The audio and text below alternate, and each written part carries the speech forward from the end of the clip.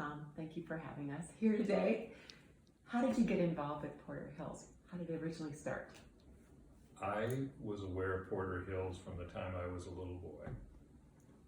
I grew up in a neighborhood 1 mile from the village, and my neighbors 3 blocks away were Don and Ruth Porter, who were my best customers when I was a little kid at my lemonade stand. And then fast forward, I watched Porter Hills develop over the years. I had friends who moved there, and so it was basically close to me, and it was something that I could observe. And you've had some personal connections too to Porter Hills. I have. I was actually asked, it was 1996 or 1997, Sister Aquinas Weber asked me to join the foundation board. And I accepted that, and I knew a lot of the people on the board who I had great respect and admiration for. And it was just a wonderful experience, but I started asking too many questions about the operational side of Porter Hills. And at that point, I was asked to also get involved on the governing board. Mm-hmm.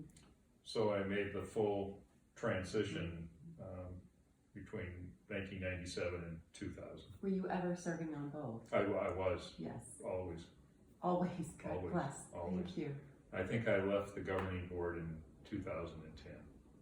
And was your family connected as well to My Porter mom Hills? Yes. lived there. She went through the entire continuum at Porter Hills and really loved it, and had a lot of friends there as well.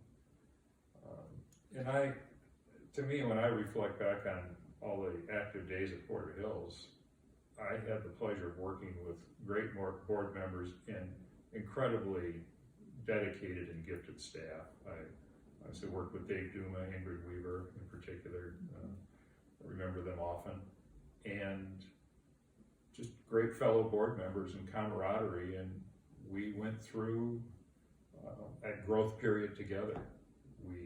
When I started, it was just the village, and then we moved to the affordable communities, to Cook Valley, to the greenhouses, and obviously the PACE program. Those were all significant developments as we kept growing. And really have made a huge impact.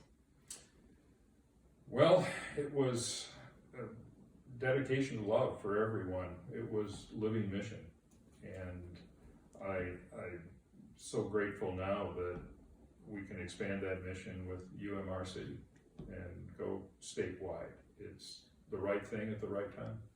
So grateful for your time. So grateful for what you've given to Joanna Hogan and myself, of getting to know you throughout the affiliation process.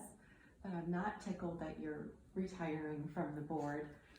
I'm thrilled that you're going to stay connected and helping, but why now do you feel like it's time to say farewell for now?